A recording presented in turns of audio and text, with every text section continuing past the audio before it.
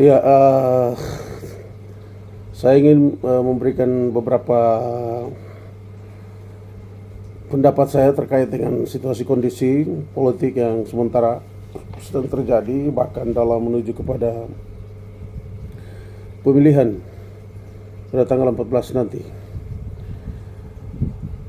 Ya, fenomena yang sementara sedang berkembang bahwa ini ada semacam kompetisi yang terjadi antara orang Papua dan orang bukan Papua. Sebab dalam daftar caleg, data yang ditampilkan di sini orang Papua ini sangat minim dibandingkan dengan orang bukan Papua. Ya, yang masuk di dalam nominasi daftar caleg di setiap partai politik itu yang mendominasi sebagian besar adalah saudara-saudara yang bukan orang Papua. Jadi ini merupakan sebuah proses diskriminasi yang benar-benar luar biasa terjadi, yang dilakukan oleh partai-partai politik. Karena itu saya mau sampaikan kepada saudara-saudara yang bukan orang Papua. Saudara mungkin harus bisa banyak untuk mengintrospeksi diri. Bisa saudara flashback kembali tentang tujuan kedatangan saudara ke tanah Papua ini, ya. Sebenarnya saudara datang untuk apa ke sini? Ya.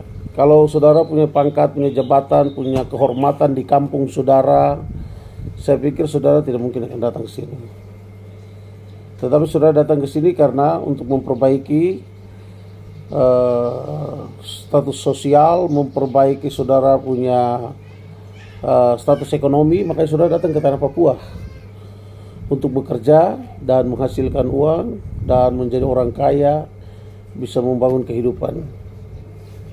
Saya pikir itu. Jadi kalau saudara kemudian mengambil hak politik kami itu, saya pikir itu keliru, ya. Mana konstituen daripada saudara? Ini tanah Papua, ini bukan tanah saudara, bukan kampung saudara. Lalu saudara mau maju mewakili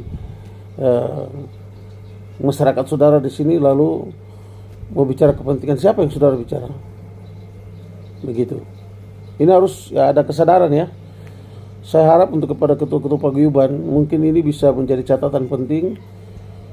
Mungkin tahun politik kali ini saja saudara bisa mempunyai ruang untuk bisa masuk sebagai daftar caleg dan menjadi anggota DPR. Saya harap ke depan saudara harus tahu diri dan tidak boleh terlibat. Karena saudara, kami orang Papua tidak pernah menjadi, ya, berpikir sedikit pun di kampung saudara. Kami pergi ke kampung saudara, merantau pergi, tidak pernah ada sedikit pun pikiran kami bicara untuk kepentingan. Kami harus mewakili saudara untuk bicara kepentingan politik saudara. Kami yang wakil, tidak ada, ya. Harap ini dimengerti, ya, supaya kita hidup ini damai, tidak boleh ada masalah. Saya pikir ini, ya, kita bicara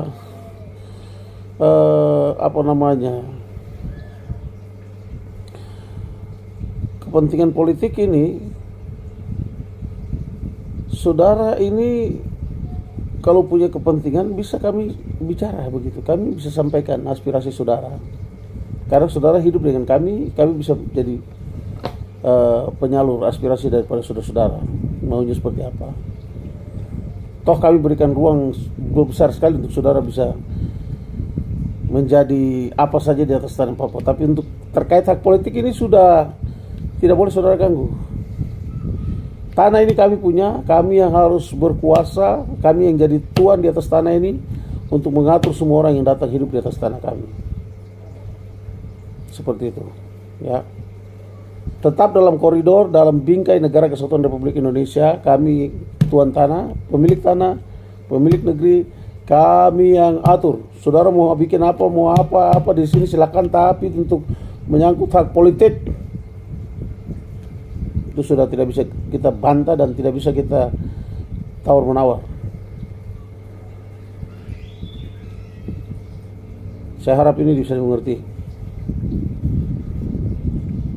Karena itu saya berharap kepada saudara-saudara yang bukan orang Papua, yang sementara sedang makan, minum, berak, kencing di atas tanah di Papua ini, tanggal 14 datang itu coblos caleg orang Papua. Tolong coblos caleg orang Papua sebagai bentuk pertanggungjawaban moral saudara terhadap orang Papua yang mana saudara sedang hidup di atas tanahnya. Kalau saudara bilang saudara sudah beli tanah, saya mau sampaikan,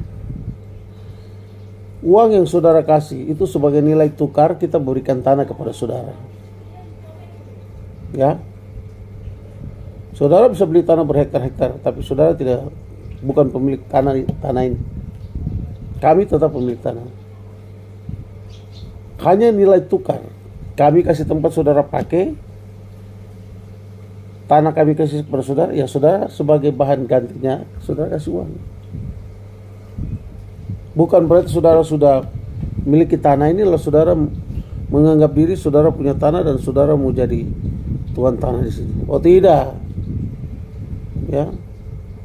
Uang saudara itu sebagai nilai tukar.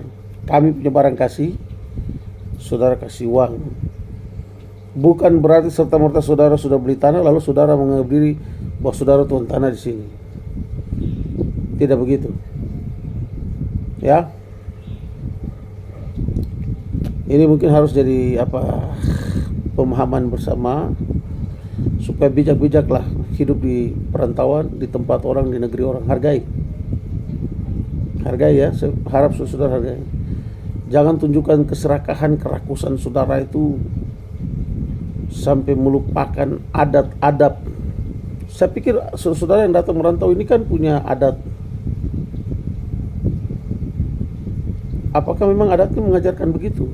Berani merampas, merampok hak kesulungan, hak politik orang? Kan tidak. Saya pikir adat itu mengajarkan hal-hal yang baik. Sopan santun, di mana langit tanah dipijak, langit dijunjung. Kita ingat itulah. Pikir yang sederhana-sederhana saja, jangan terlalu pikir yang mengawang-awang. Ya. Saudara biar mau sekolah tinggi, titel gelar, muka belakang, punya harta kekayaan sampai uang banyak-banyak, sampai baliho banyak-banyak saudara pajang karena saudara punya uang yang banyak-banyak. Saudara bukan tuan tanah di sini. Ya. Saudara bukan pemilik negeri, bukan pemilik tanah. Jadi harus ada etika. Jangan karena ambisi, jabatan, kekuasaan, kekayaan lalu saudara mau menganggap saudara punya kuasa di sini. Tidak. Ya. Saya juga sebagai anak adat bahwa kalau sampai saudara mencoba-coba maka tanah dan leluhur di atas tanah ini, tuan tanah, Tuhan Allah yang memberikan tanah ini untuk kami, orang keriting rambut hitam kulit ini, akan jadi saksi untuk Anda dan kami. Percaya atau tidak, jika hak-hak ini diabaikan, lalu saudara merampas hak-hak politik kami, maka saudara-saudara akan berhadapan dengan Tuhan Allah, tuan tanah, leluhur, nenek moyang, tulang belulang yang sudah memperjuangkan, yang sudah berjuang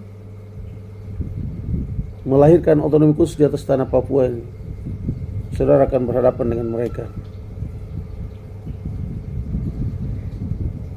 Demikian yang dapat saya sampaikan.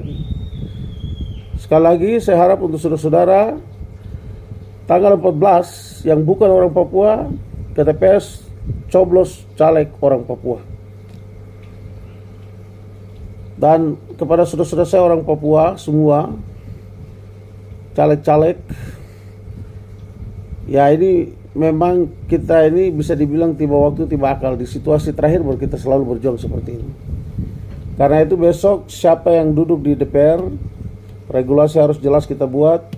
Majelis Rakyat Papua, DPR harus melahirkan regulasi supaya tahun berikut, periode yang akan datang, tidaklah lagi satu orang pun yang bukan orang Papua masuk dalam daftar caleg. Ya, ingat itu. Regulasinya harus dibuat. Negara harus memberikan kebebasan. Dan saya pikir Pak Jokowi sudah terus terang bicara, berikan kebebasan. Hak politik ke orang Papua itu harus diberikan. Ya, karena itu harus melahirkan regulasi dalam waktu ini. Untuk ke periode berikut sudah tidak ada lagi. Mulai dari jabatan-jabatan legislatif, legislasi, ya, legislatif, eksekutif, itu sudah tidak ada lagi orang bukan Papua yang ada dalam lembaga ini.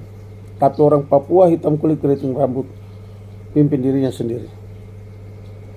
Demikian yang bisa saya sampaikan. Saya Jack Puraro, aktivis Tanah Papua. Salam akal sehat.